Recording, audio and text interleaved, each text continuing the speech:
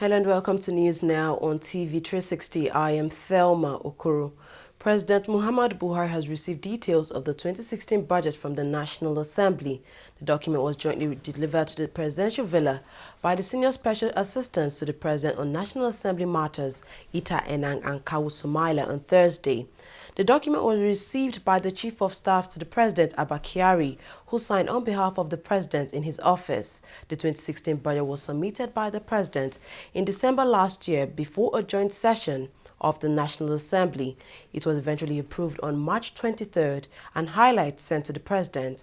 However, President Buhari refused to give assent to the bill, saying he would only approve the final budget after critically reviewing the details of the budget. The Code of Conduct Tribunal has adjourned the trial of Senate President Bukola Saraki till April 18th. At the hearing on Wednesday, a detective of the Economic and Financial Crimes Commission, Michael Wetzkes, took to the witness stand and revealed how the Senate President made cash deposits of $10,000 18 times in one day. Wetzkes claimed that while he was governor of Kwara State, Senator Saraki diverted the state's loans for personal use. The Senate President was charged before the Code of Conduct Tribunal to answer to allegations of corruption leveled against him by the Conduct Bureau. He has since pled not guilty to all the charges. It is when you have seen it and you have studied it that you can see is there an issue that you should raise, or you should simply continue with the trial. I mean, there are several stages before you make a determination of that nature. The prosecutor can say what he believes the position is. The fact remains that a defendant has a right to present arguments which the defendant believes are in the interest of his case. You see the obstacle that have been placed on our way. The obstacle is still there. Is every time they come with a new method of obstacle, and all of us, we saw what happened today, and we argued, using almost half of the day to argue whether to proceed or not to proceed. But eventually, I think good reasoning prevailed, and we are proceeding. I'm extremely happy because this is what we have been saying. It's not trial by media. It's not for any of the parties to be given his own version of the case in the media. So, and that is why it is in the court. Come and demonstrate it. Come and cross-examine this witness. Tell the witness that is unreliable. So tell the court not to believe him. That is your defense, not to go and be giving evidence outside in the media. For the opportunity that this tribunal provides for us to dispel these rumors, to answer the allegations. We are very, very grateful. God bless you all. The Kwara State government has denied allegations claiming that Senate President Bukola Saraki still received salary for 4 years after his term as governor of the state ended. A statement signed by the secretary to the Kwara State government, Isiaka Gold, says only pensions have been paid to Saraki since leaving office. It was reacting to a statement by an investigator of the EFCC who testified before the Code of Conduct Tribunal, saying that Saraki kept drawing salary from the Kwara State government after he left office in 2011 and had been elected as a senator. Despite his trial at the Code of Conduct Tribunal, Nigerian senators say they are firmly behind Senate President Bukola Saraki. As the trial of the Senate President continues, some senators are insisting that the trial is politically motivated. I must first of all commend the integrity of the Senate President, Bukola Saraki, for being given an opportunity to defend himself. The law presumes that he is innocent until proven guilty, and as a Senate, we are united behind him. And I want to assure you that this is the only man in APC that can be a Senate President. After Bukola Saraki, if the push comes to shove, PDP will put the next Senate President. I can assure you of that. You know, going to the Constitution and, of course, our own standing rules or orders of the Senate, there is nowhere where it is stated that the parties must choose the presiding officers for us. That is the Senate President and the Deputy Senate President. They were to be chosen by their own colleagues in the chambers, and then, of course, the order is clear that simple majority will decide who becomes the Senate President and, of course, who becomes the Deputy Senate President. So we agreed on this. And after that action, our choice was not based on party. Our choice was based on competence. Our choice was individualized. And, of course, we went ahead to give the support to the two presiding officers that we have. Nobody can controvert the fact that these are two people, two gentlemen who are very competent to pilot the affairs of the Senate. If you look around, you still see a quite number of APC senators who are also here in this court. And I'm sure you are aware that some of them are traveled out. You know, obviously, PDP believe in the leadership of the Senate President, and that's why we're always here with him. I'm not following Saraki because he's the Senate President. I'm following him because he's my friend, and I believe in his leadership, and he's a good man. And I think that this country will know if anything happens that that's the end of era of APC in this country. Nigeria's Minister of State for Petroleum, Ibe Kachiku, has explained why the current fuel scarcity in the country has persisted for so long. For more than 2 months now, Nigerians have been queuing for several hours at fuel service stations all over the country to get fuel. In a short video he posted on his Facebook wall, the Minister of State for Petroleum said absence of forex, pipeline vandals, and reduction in subsidy payments were reasons behind the fuel scarcity. This is probably the most challenging issue since I took over as GMD and Minister of Petroleum. And the reality is a lot of us, even within the company, do not know why this is so. And so for those who don't know, I will first go through why you have this situation. First, on resumption in August, we had a very major problem in our hands because subsidies, 500 billion, close to 600 billion, hadn't been paid for over a 1-year period. And so the majors and everybody who was importing, the DAPMA members, the MOMAN members, had begun to very quietly reduce the levels of importation that they had. And although I struggled very hard and got the Assembly approval and the President's approval to eventually pay a good portion of that subsidy somewhere in November, by then it was too late. Too late because although they got the money, they didn't have access to foreign exchange. So the critical reason, main critical reason why you have this supply gap today is that although NNPC has its own 445,000 barrels allocation of crude and is meeting its own, it was meant to meet 50% of your delivery, and it is more than meeting but indeed exceeding that, the individuals who should provide the balance of the 40% component are not bringing any product.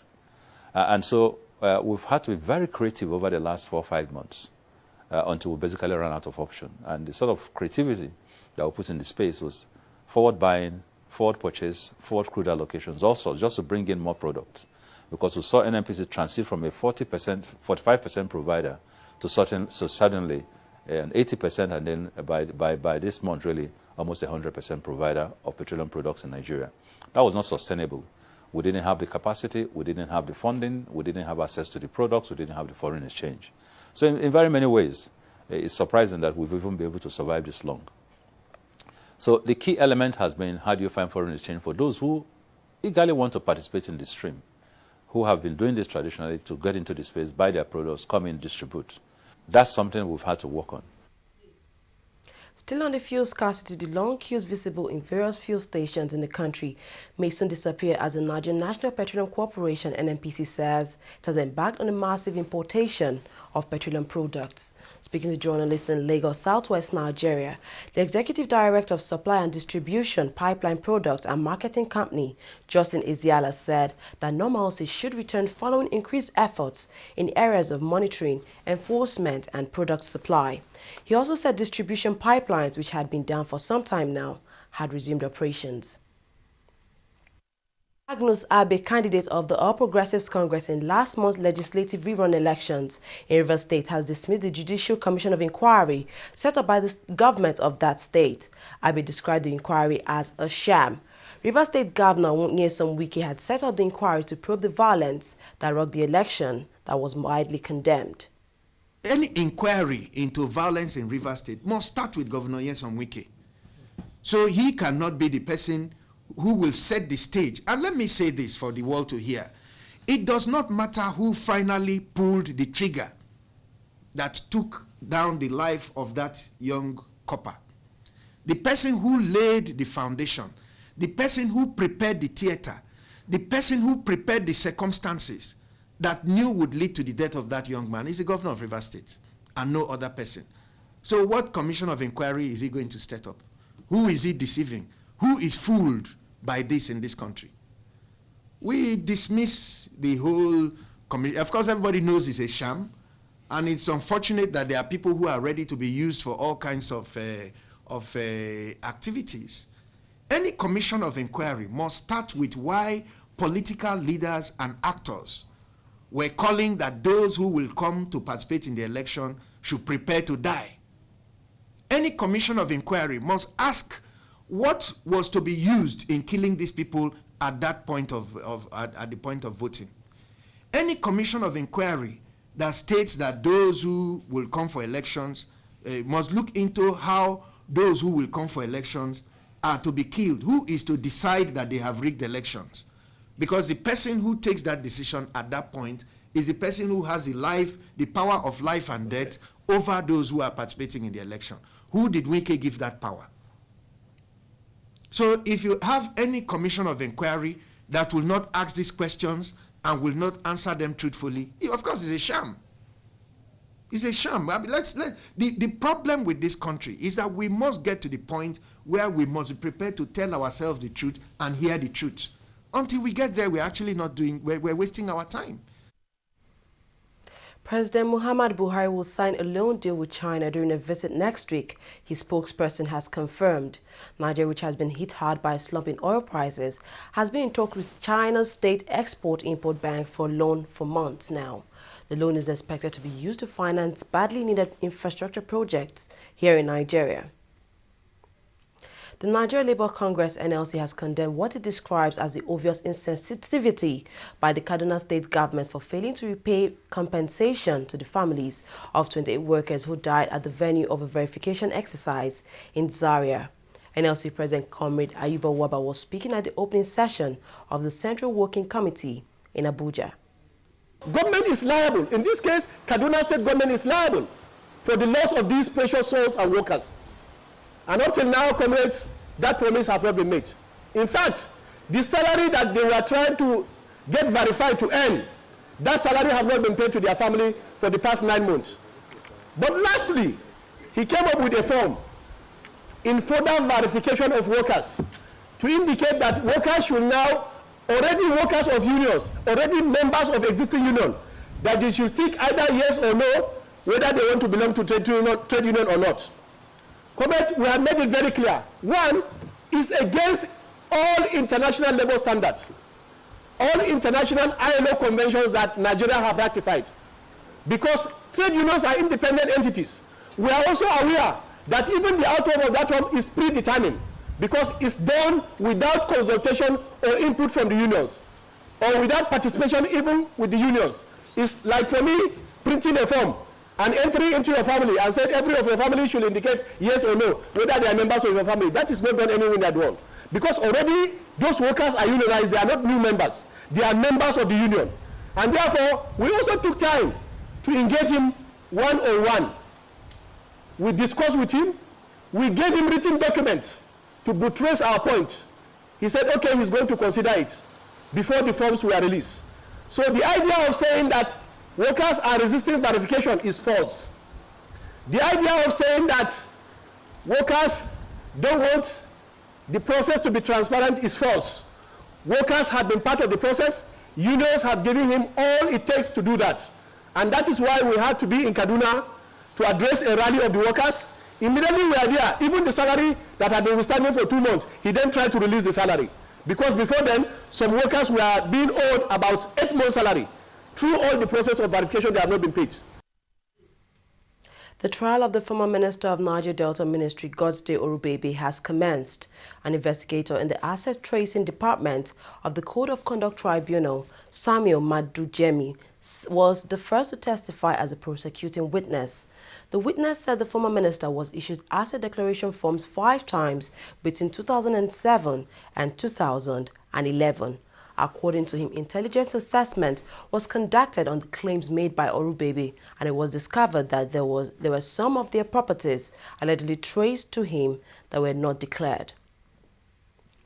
Indonesia on Thursday said it will resume executions of drug traffickers this year. The announcement comes after a brief hiatus since last year's controversial executions of mostly foreign convicts. Among the 14 convicts were 4 Nigerians convicted for drug offenses. Despite pleas for clemency from the Nigerian government and international organizations and activists, the Nigerians, alongside other prisoners, were killed during were killed by firing squad. Indonesia has since defended the execution, saying the killings were necessary to fight the country's war against drugs. Amid international outrage, Indonesia postponed other scheduled executions.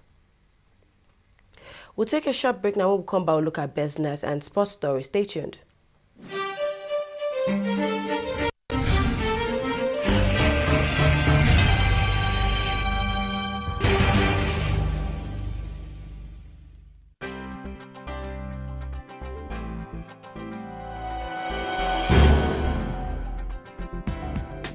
Hello, you're welcome. You're watching the Funny White Man Show, which is the biggest, the brightest, and the most entertaining show in Africa. Funny white man, funny white man, funny white man, but this way you talk, it's too much. Give me 5,000 man, that's you. It's too much.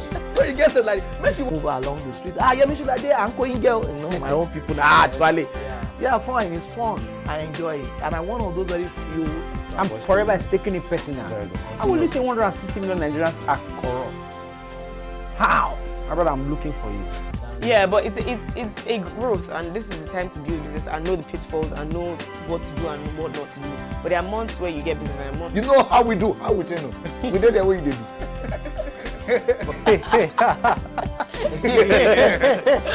Hello, you're welcome. You're watching Trending Matters on the Funny White Man Show. Of course, they will bring you trending issues just to entertain and tickle your fancy.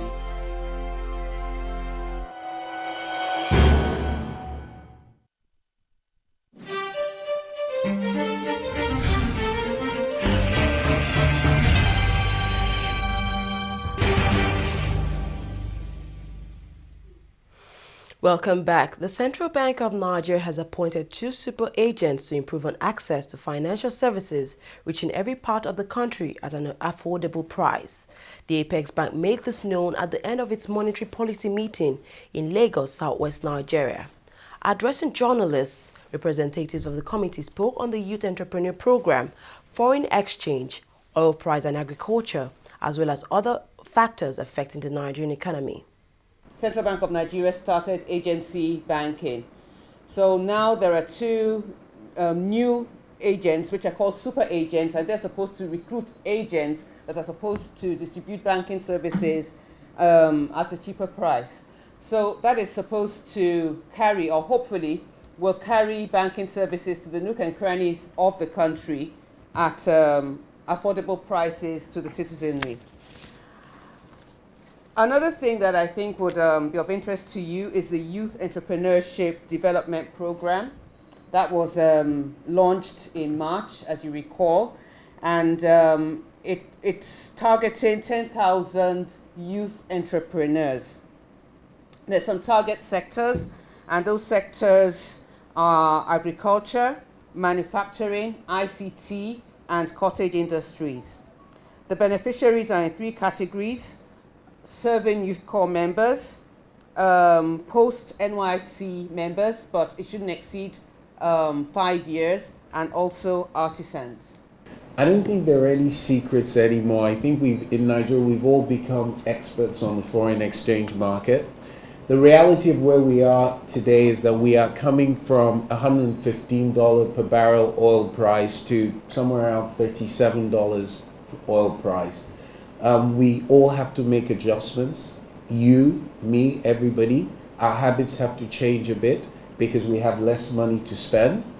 As corporates, you have to invest in import substitution and develop things locally.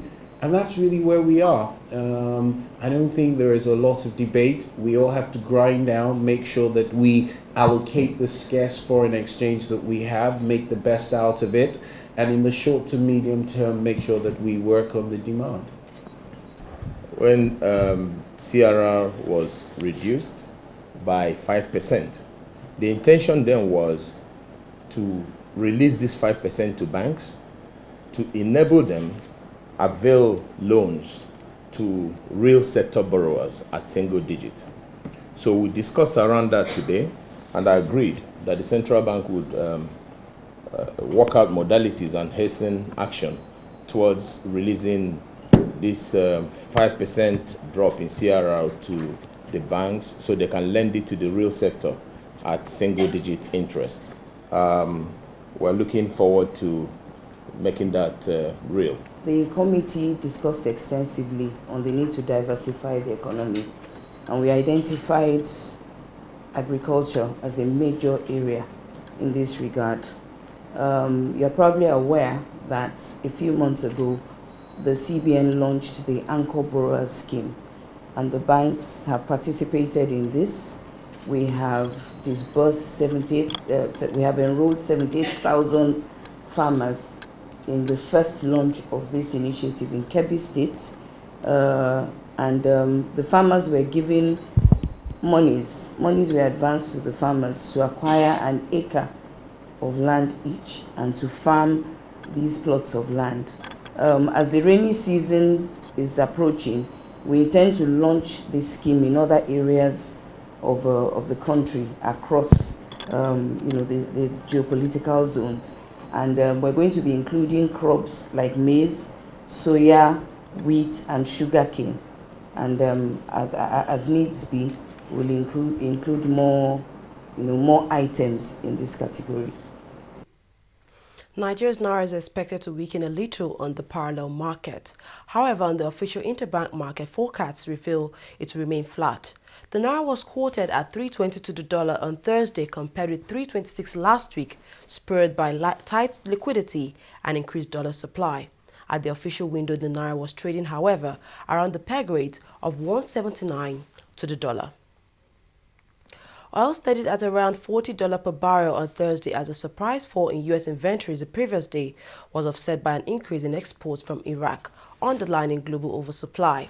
Brent futures were at 39.80 cents per barrel, while U.S. futures were at $37.80 a barrel, also up 5 cents from their last close.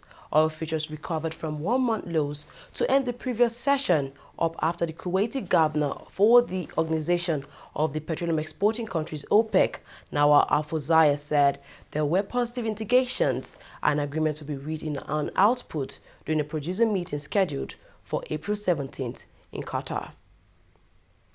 South Sudan's opposition leader Riek Machar says he would return to the capital Juba on 18th of April to form a transitional government with President Salva Kiir. His return comes more than 2 years after a feud between the two leaders erupted into a full-blown war. Kiir's spokesman Attorney Wek Attorney said Machar's return was a significant step towards the implementation of a peace deal signed in August to end the conflict that started in late 2013. The fighting in South Sudan has killed thousands and forced more than 2.3 million people to flee their homes. Panama is creating an international panel to help improve transparency in its offshore financial industry. The move follows the leak of millions of documents from law firm Mossack Fonseca, showing it helps some clients evade tax and avoid sanctions. Several countries are probing possible financial crimes by the rich and powerful in the aftermath of the leak. President Juan Carlos Varela said Panama would work with other countries over the revelations. The Super Eagles of Nigeria have fallen 5 places in the latest FIFA World Ranking to the 67th position.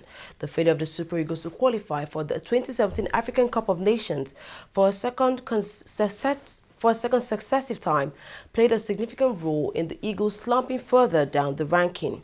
Meanwhile, Argentina overtook Belgium as the world's best team, while world champions Germany slipped further down the ranking to 5th position.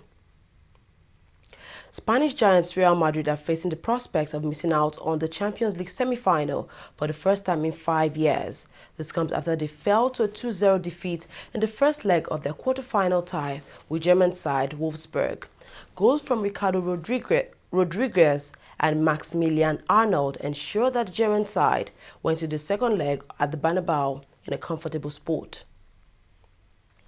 Well, that's all we have on news now. We thank you very much for watching. I am Thelma Okoro.